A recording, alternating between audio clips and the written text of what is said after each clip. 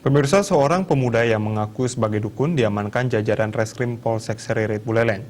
Pemuda tersebut juga sempat melakukan tindakan pencabulan terhadap pasiennya yang berjenis kelamin perempuan saat melakukan ritual pengobatan.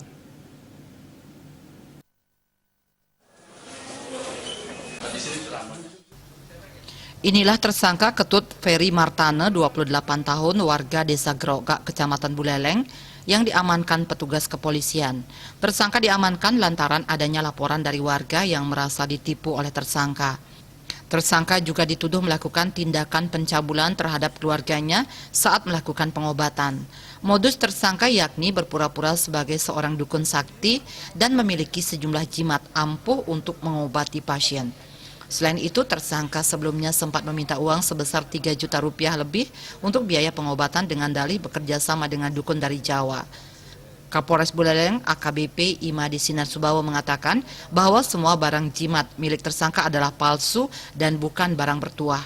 Tersangka selain menipu pasien, juga mengambil kesempatan untuk melakukan pencabulan terhadap korbannya. Akhirnya pada suatu saat dia mengobati daripada si FDA ini pada malam hari di ruangan agak gelap, ruangan tertutup, dan kemudian saksi-saksi yang lain harus dari agak jauh dengan jarak 2 meter. Selalu dia melakukan perbuatan seperti itu dengan jarak 2 meter sehingga mungkin agar tidak terlihat bagaimana gerak refleks tangan dia, kecepatan tangan dia untuk mengeluarkan paku dan lain sebagainya sehingga tidak terlihat. Nah, kemudian pada saat pengobatannya itulah kemudian dia sempat mencium daripada saudara FDA ini. Sehingga kemudian FDA ini baru kemudian sadar, dia ngeh, wah ini modus ini kalau begini si pelaku ini untuk melakukan perbuatan cabul, dan sempat meraba-raba daripada bagian sensitif daripada FDI. Sementara itu, tersangka Ferry mengaku uang sebesar 3 juta tersebut digunakan untuk makan bersama sang pacar dan juga untuk memenuhi kehidupan sehari-hari.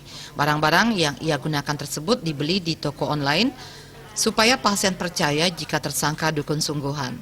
Karena suka sama dia. Karena suka sama si korban. Karena suka sama korban ya. Karena suka sama korban terus beli alat-alat itu ya? Iya. Berapa modalnya beli alat-alat itu? 500. Udah berapa kali ngobati korban? Satu kali itu aja. Udah berapa lama buka gini, Pak? Korban sakit apa sih, Bli? Enggak ada sakit sebenarnya. Enggak ada sakit ya. Kok bisa mau dia gimana cara merayu? Ya, cara rayuan itu. Kini, polisi masih melakukan pengembangan terkait kasus ini untuk memastikan total jumlah korban dari dukun palsu ini. Komang Yuda, Bali TV.